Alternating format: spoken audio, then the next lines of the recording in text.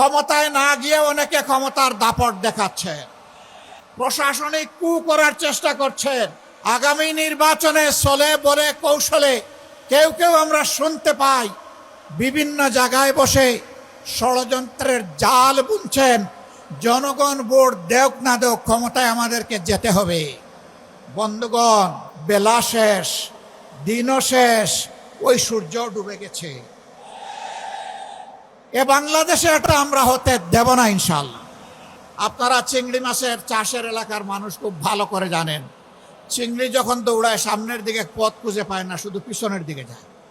মনের জ্বালায় অনেকে আমাদের ব্যানার, ফেস্টুন, প্লেকার্ড, আমাদের পোস্টারগুলো ছিঁড়ে খান খান করে ফেলছেন। রাস্তার পোস্টার ছিঁড়তে পারবা, বুকের পোস্টার ছিঁড়তে পারবা না। দিশাহারা হয়ে, হতাশ হয়ে, ক্ষুব্ধ হয়ে চূড়াগলিতে কেউ যদি হাঁটার চিন্তা করেন, প্রয়োজনে আরেকটা 5 আগস্ট অনুষ্ঠিত হবে ইনশাআল্লাহ। এই ঐক্যই আগামী দিনে বাংলাদেশের জাতীয় সংসদে যাবে বিজয়ীর বেশে ইনশাআল্লাহ। আমরা এই 8 দলের বিজয় চাই না, আমরা 18 কোটি মানুষের বিজয় চাই। আমরা আল্লাহর কোরআনের বিজয় চাই।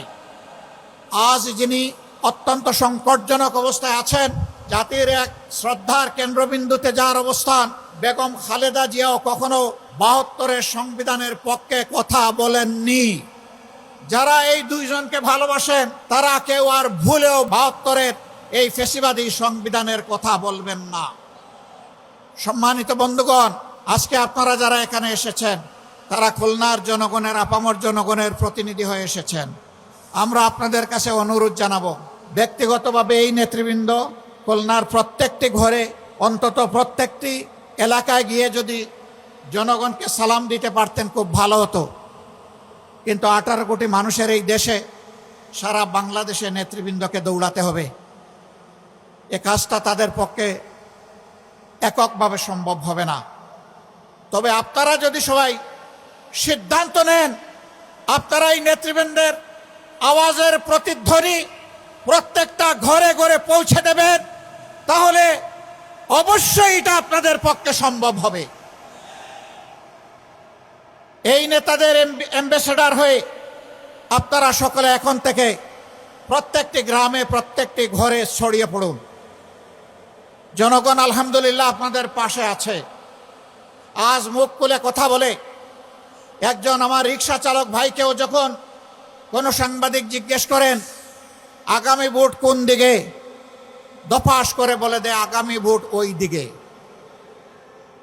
আপনাদের দিকে, ঐক্যের দিকে, বিভক্তির বিপক্ষে, ন্যায়ের পক্ষে, কোরআনের পক্ষে, জনগণের পক্ষে। আমরা এই 8 দলের বিজয় চাই না, আমরা 18 কোটি মানুষের বিজয় চাই। আমরা কোনো দল বিশেষের বিজয় চাই না, আমরা মজলুম জনগণের বিজয় চাই। আমরা আল্লাহর কোরআনের বিজয় চাই। সেই বিজয়ের মিছিলে আপনারা সবাই জান প্রাণ দিয়ে লড়াই করে যেতে রাজি আছেন?